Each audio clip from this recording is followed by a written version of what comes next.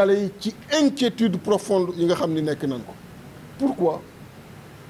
Parce que quelqu'un n'a pas voulu partir comme ni nga xamee ni noonu la yegsee woon ci jàmm et en respectant les règles. Au moment où ñu waroon jouer, il redéfinit les règles du jeu. Et loolu mu bëgg ko mu bañ ko histoire du ko fàtte.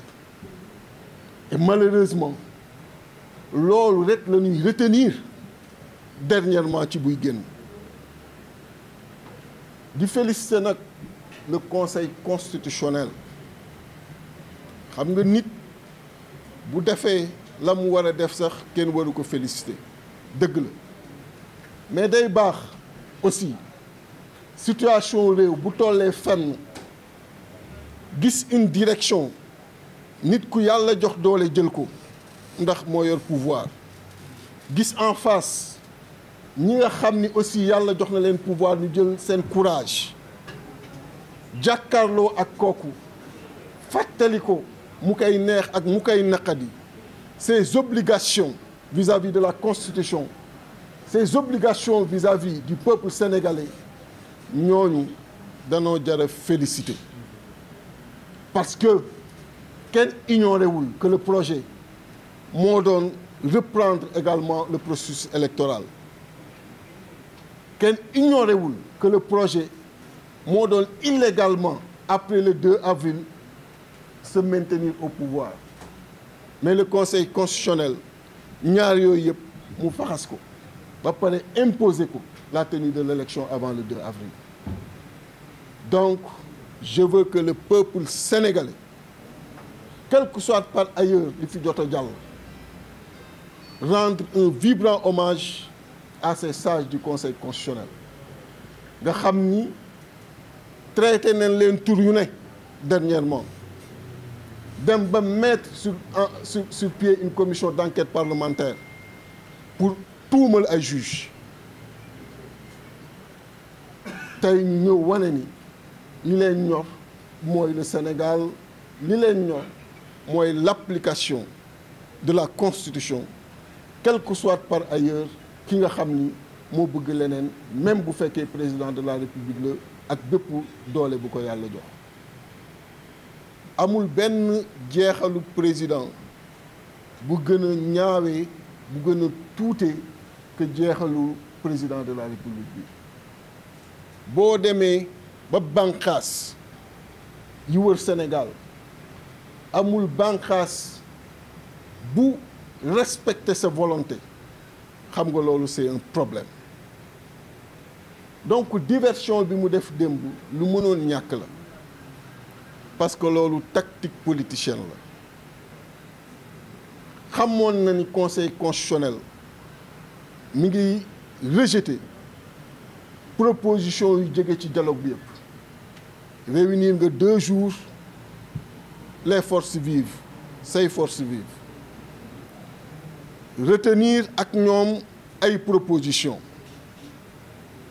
Retenir ak ñoom nu nu salfaañee constitution bi. Retenir ak ñoom une date buy salfaañe constitution bi. Nga nekk en plein conseil des ministres ñu xamal la ni conseil constitutionnel rejeté na loolu lépp.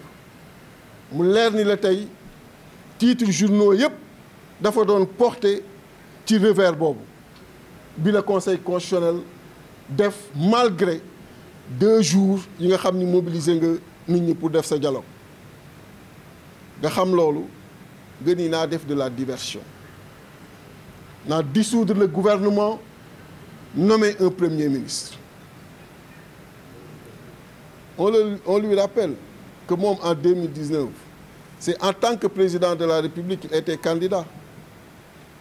Ça n'a pas été une lourdeur pour lui alors qu'il avait beaucoup plus de charges. Donc on ne peut pas nous faire croire que c'est pour libérer son candidat premier ministre qu'il a dissous hier le gouvernement. C'est une diversion, une tactique politicienne, parce qu'il connaissait d'emblée le revers bi nga xam ni jot na ko venant du Conseil constitutionnel. Et il ne voulait pas aujourd'hui justement que les titres consacré spécifiquement ci revers yooyu moo tax mu dugal dissolution gouvernement bi dugal un premier ministre ñu koy wax et ça a toujours été une revendication de toutes les oppositions qui se sont succédées. On veut un ministre de l'Intérieur neutre, indépendant et consensuel pour l'organisation de cette présidentielle.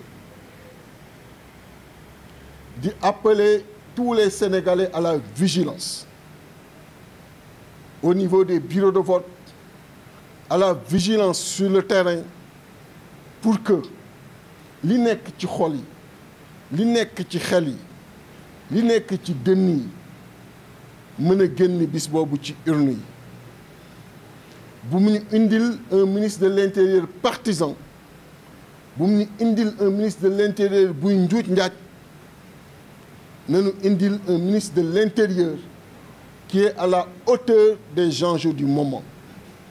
Parce que dañu génn ci période bu trouble, une période préélectorale trouble. Il ne faudrait pas, à travers les pratiques de l'organisateur des élections, le jour du scrutin, mu plonger waat ñu dans une page beaucoup plus trouble que page préélectorale. Et donc, ñoo ngi mettre en garde le président de la République sur cette nomination. Et lii may wax, je suis très à l'aise parce que lui, en tant qu'opposant en son temps, disait également la même chose et vous étiez là. Donc, il n'a qu'à faire en sorte que kii ñëw doon une personnalité neutre et indépendante. Di wax sénégalais yépp que la coalition Déthié Fall 2024, dès ce dimanche au plus tard, sera sur le terrain politique, sera en campagne partout au Sénégal.